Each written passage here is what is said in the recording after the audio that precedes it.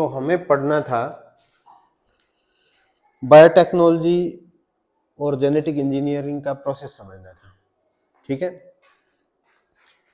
Basically देखिए, वैसे तो बायोटेक को हम पहले जो पढ़ चुके हैं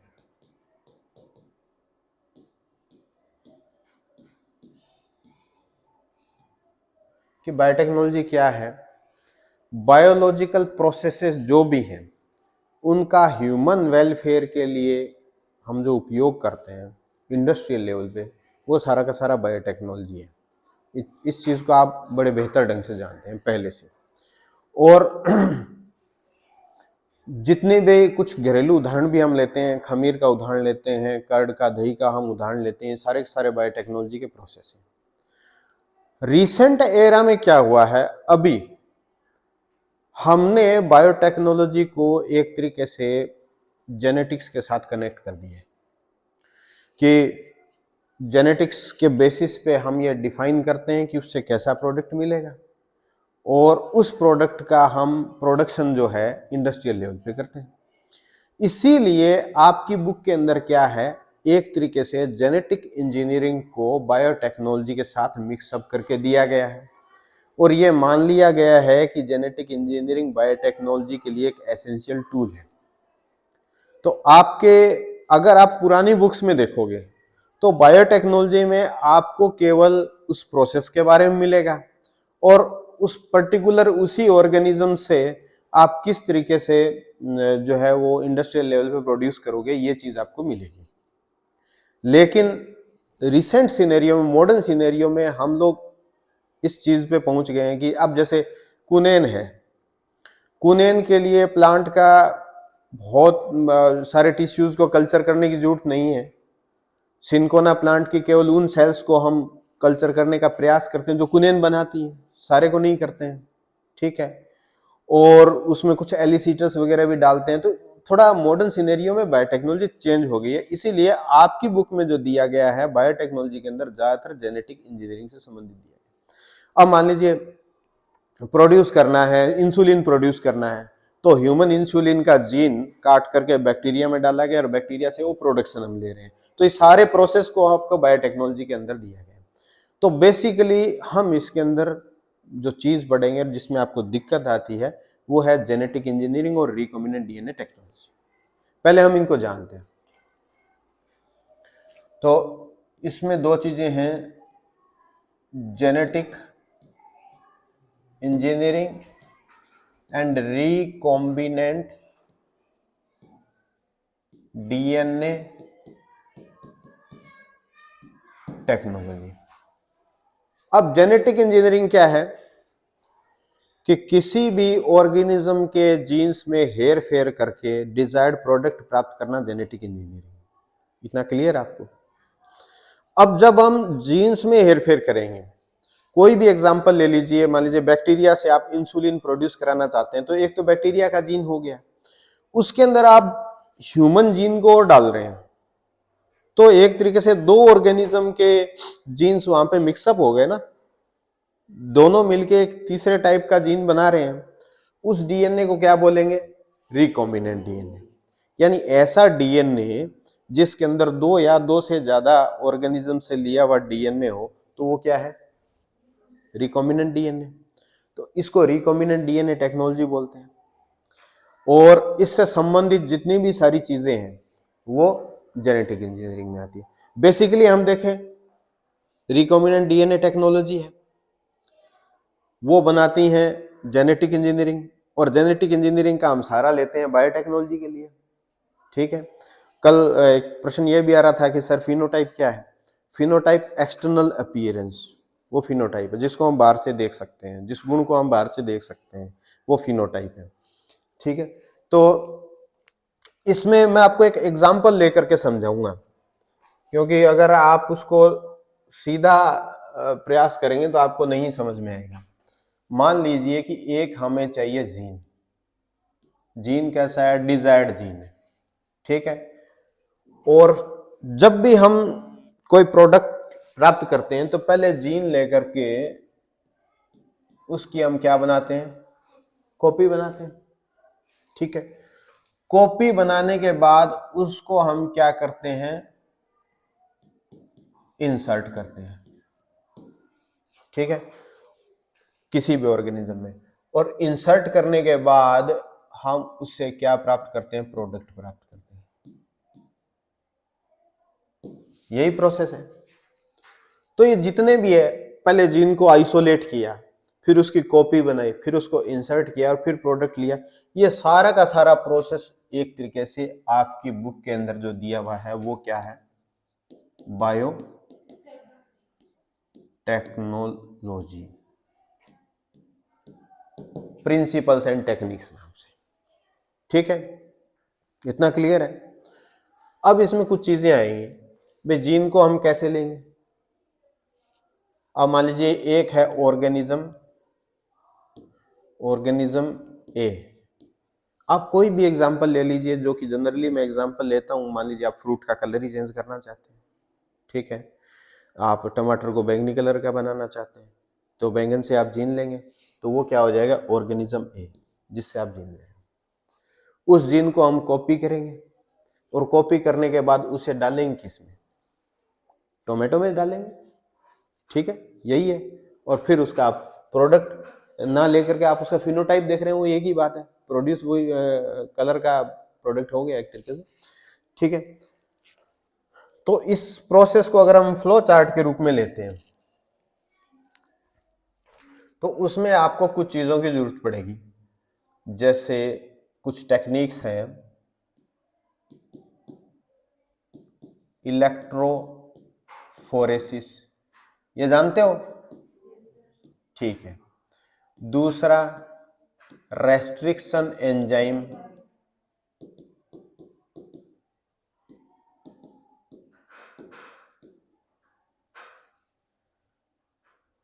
तीसरा जो है वो कल्चर मीडिया वगैरह जो भी है। तो जब आप सबसे पहले आपको जीन लेना है, स्पीसीज ए से जीन लेना है, बैंगन से जीन निकालना है, तो उसके लिए आप क्या करेंगे, उसका टिश्यू लेंगे, ठीक है, टिश्यू का आप लाइसिस करेंगे और फिर उससे क्या निकाल लेंगे, डीएनए, जैसा कि आपको प्रैक्टिकल में बताया गया था उसी तरीके से।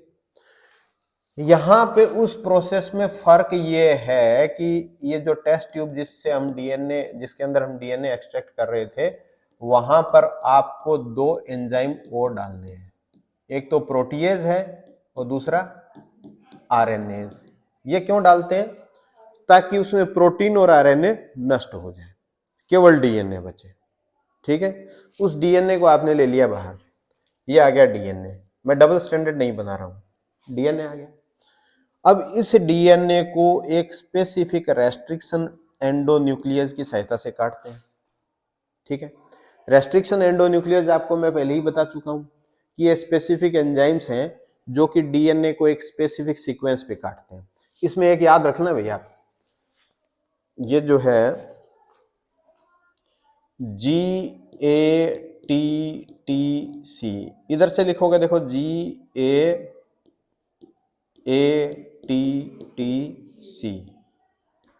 तो एक दूसरे को अगर इसको इधर रीड करोगे चाहे इधर रीड करोगे, एक ही जैसा रीड होगा ना। ऐसे सीक्वेंसेस को पैलिंड्रोमिक सीक्वेंस बोलते हैं, ये भी तुम्हारे क्वेश्चन आता है।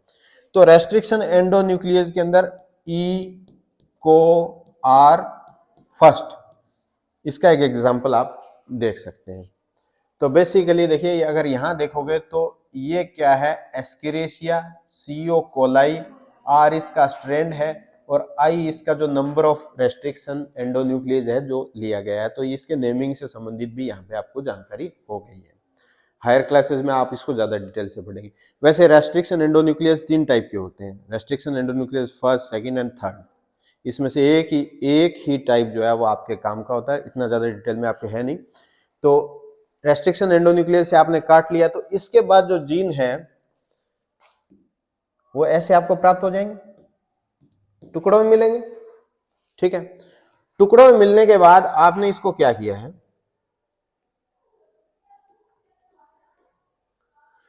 आपने इसको इलेक्ट्रोफोरेसिस कर लिया, इलेक्ट्रोफोरेसिस क्या होता है?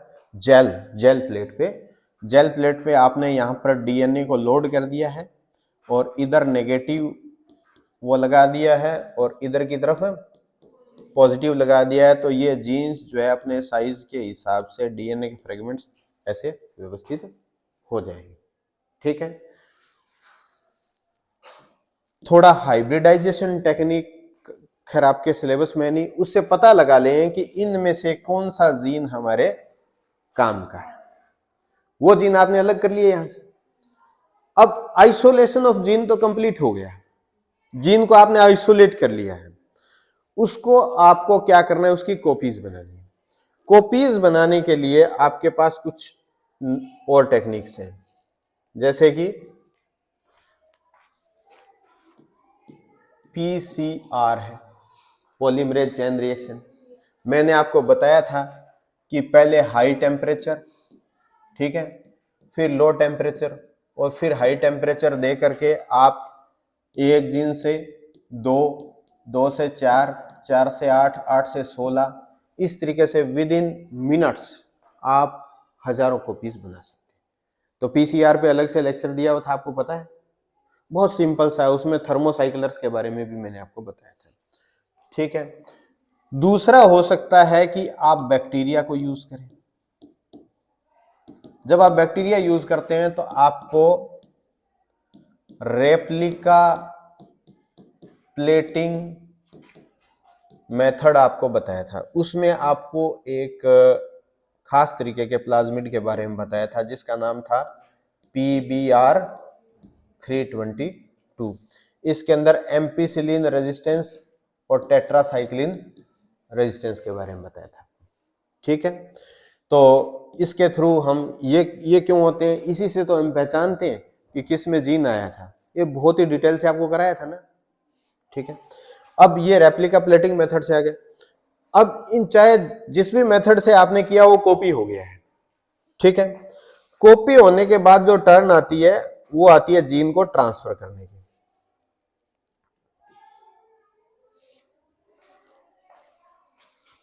जीन ट्रांसफर, जीन ट्रांसफर करते हैं तो जिस टिश्यू में हमें ट्रांसफर करना है वो टिश्यू लेना है, उसके लिए कुछ मेथड्स हैं। Macro injection, micro injection, electroporation. Electrophoresis और इलेक्ट्रोपोरेसिस दोनों में फर्क है। और लिपोसोम मेथड और पार्टिकल गन मेथड, इतने सारे मेथड हैं। ठीक है, मैक्रो इंजेक्शन क्या होता है? जैसे ये प्लांट है, ग्रो कर रहा है, तो ये इसका ग्रोइंग टिप है ना, सिंपल जो सिरिंज होता है उसकी सहायता से हम यहाँ पर जीन के सॉल्यूशन को इंजेक्ट करते हैं। जब इंजेक्ट करते हैं तो उससे हो सकता है जो डिवाइडिंग सेल है किसी में जो है वो चला गया हो जीन, और उसको जब हम कल्चर करके टेस्टिंग करते हैं तो अगर किसी प्लांट में अगर वो जीन आ जाता है तो उसको हम आगे कैरी फॉरवर्ड कर लेते हैं, मल्टीप्लाई कर लेते हैं। लेकिन ये मेथड बहुत ज्यादा एफिशिएंट नहीं है। दूसरा है माइक्रो इंजेक्शन। माइक्रो इंजेक्शन के बारे में अगर आप देखोगे तो उसमें आपको समझ में आएगा कि आप किसी भी सेल को इस तरीके से पकड़ते हैं, किसकी सहायता से? पिपेट की सहायता से। देखिए, जैसे आपने देखा होगा ड्रॉपर का जो पीछे वाला हिस्सा होता है उसको आप पिचका के यहां लगा लेते हैं तो वो पकड़ देता है ना। ठीक उसी तरीके के बहुत ही माइक्रो पिपेट होती है, माइक्रोस्कोप के नीचे हम उसको सेल को पकड़ लेते हैं, जो सेल्स हम लेते हैं, और उसके अंदर हम बहुत ही पतली एक नीडल की सहायता से ये जो डीएनए है इसको अंदर इंसर्ट कर देते हैं। दूसरा मेथड ये हो गया, मैक्रो और माइक्रो दोनों इंजेक्शन हो गए। तीसरा देखते हैं इलेक्ट्रोपोरेसिस। इलेक्ट्रोपोरेसिस मैंने आपको दिखाई थी एक कैविटी स्लाइड, जिसके अंदर ना हल्का सा गड्ढा सा होता है स्लाइड के अंदर। ठीक है, उसके अंदर हम सेल्स लेते हैं, और उसी के अंदर हम 2 इलेक्ट्रोड लगाते हैं जिसमें पॉजिटिव और नेगेटिव होते हैं। इसमें लगभग 50 वोल्ट का जो करंट है वो आप कुछ मिली सेकेंड्स के लिए अल्टर करते हैं, कभी करंट पास करते हैं, कभी छोड़ देते हैं। तो ऐसा होने से क्या होता है, जो सेल्स होती है ना, सेल्स, इनके अंदर टेम्पररी होल्स डेवलप हो जाते हैं, जिससे कि इसके अंदर साथ में डीएनए का सॉल्यूशन भर देते हैं। वो डीएनए जिसको हमें ट्रांसफर करना होता है वो इसके अंदर सेल के अंदर एंटर कर जाता है। तो थर्ड मेथड ये हो गया। और फोर्थ जो मेथड है वो है लिपोसोम वाला मेथड। लिपोसोम वाला मेथड जो है मैं आपको बता देता हूं कि इस मेथड के अंदर ये सेल है जिसके अंदर ट्रांसफर करना है। अगर आप इसकी सेल मेम्ब्रेन की स्ट्रक्चर देखोगे तो आपको कैसी दिखाई देगी, आप +1 के अंदर पढ़ के आए होंगे। ये लिपिड बाइलेयर होती है ना, माइटोकॉन्ड्रिया की, इनकी जितनी भी इस तरीके की होती है। तो इसके लिए हम क्या करते हैं कि ये तो सेल है, जो हमने डीएनए का है कि एक छोटे बीकर में या टेस्ट ट्यूब में लेते हैं और उसके अंदर आपने डीएनए सॉल्यूशन ले लिया और उसी में कुछ ऑयल की ड्रॉपलेट्स डाल दी और उसको जोर से जब आप हिलाते हैं तो बेसिकली ऑयल के अंदर देखेंगे तो ऐसे ही पार्टिकल उसमें होते हैं। तो जब आप ऐसे हिलाते हो देखिए छोटी छोटी बूंदें बन जाती है ना ऑयल की। अगर उस बूंद को आप देखोगे तो उसके अंदर क्या आ जाएगा, डीएनए आ जाएगा और यहां इसकी जो स्ट्रक्चर है वो सिमिलरली इसकी तरह होती है। जब ये दोनों एक दूसरे से टच होते हैं तो एक दूसरे की जो वॉल है, सेल मेम्ब्रेन है, वो एक जैसी होने के कारण ये एक दूसरे से मिक्सअप हो जाती है, तो वो जो डीएनए अंदर ट्रांसफर हो जाएगा। समझ गए? फिर आता है particle gun method. Particle gun method एक अलग टाइप का है मेथड, जिसमें क्या है,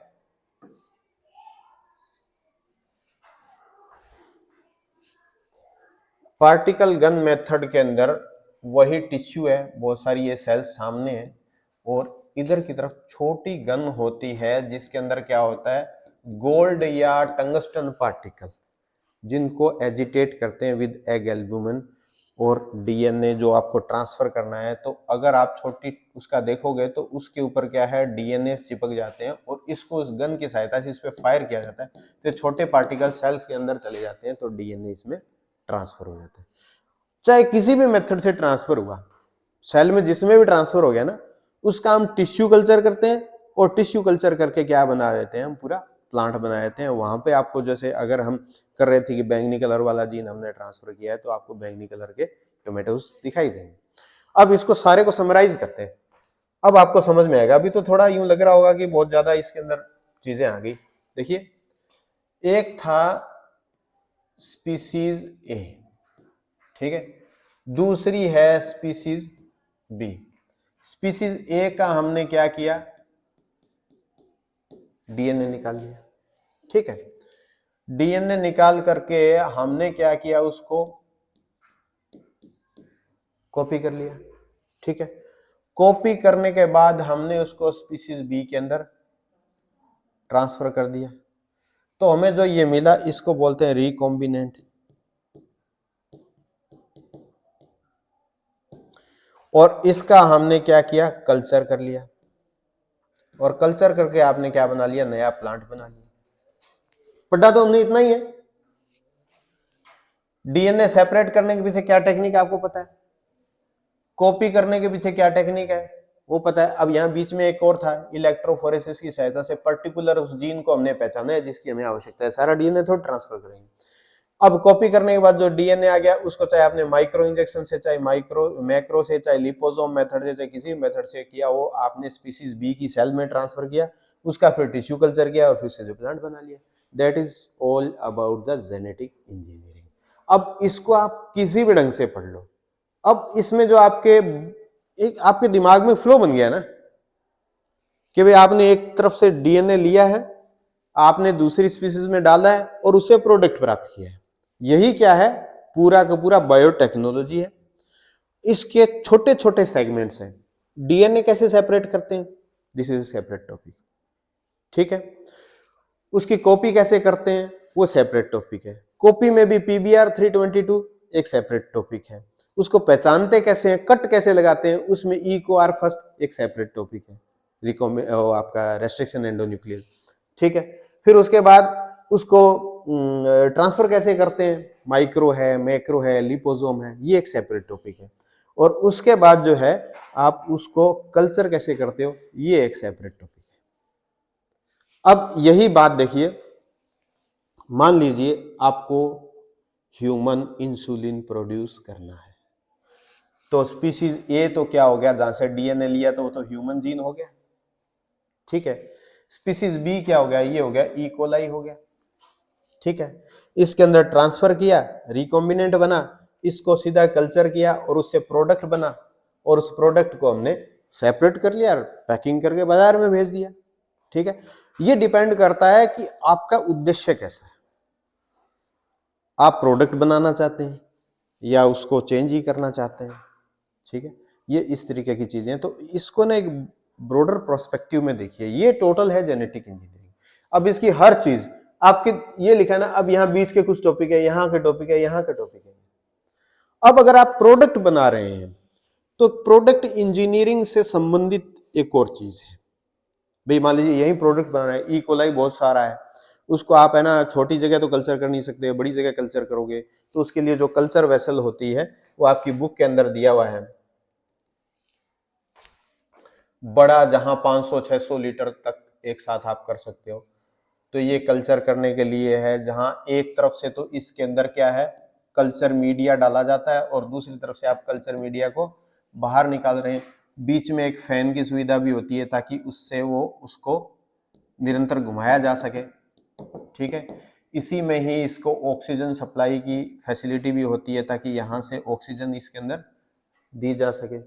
अब जब ये मीडिया विद प्रोडक्ट मिल गया, प्रोडक्ट को सेपरेट कैसे करोगे, वो घुलता किस में है, सॉल्वेंट एक्सट्रैक्शन मेथड से या कुछ दूसरे मेथड है वो लगाते हो, लेकिन इतना ज़्यादा डिटेल में नहीं है, ठीक है। टिश्यू कल्चर एक अलग से बड़ा टॉपिक है, शायद आपके बुक में तो है नहीं, आपसे पहले जो बुक आती थी ना, इससे पहले, ये तो रिवाइज हो गई, उसमें था। अब इसमें कुछ भी और ज़्यादा डिटेल से पूछना हो वो आप पूछ लीजिए, मैं आपको बता देता हूँ।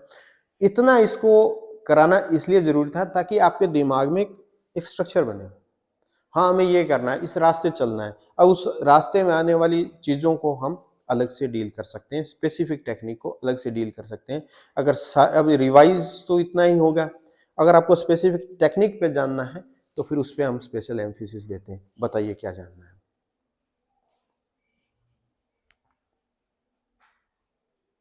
आप लोगों ने पढ़ा है इसको, चैप्टर को पढ़ा है? कहीं भी कोई भी कंफ्यूजन हो, कोई छोटी टेक्निक कोई जाननी हो तो आप मुझे बोल सकते हैं।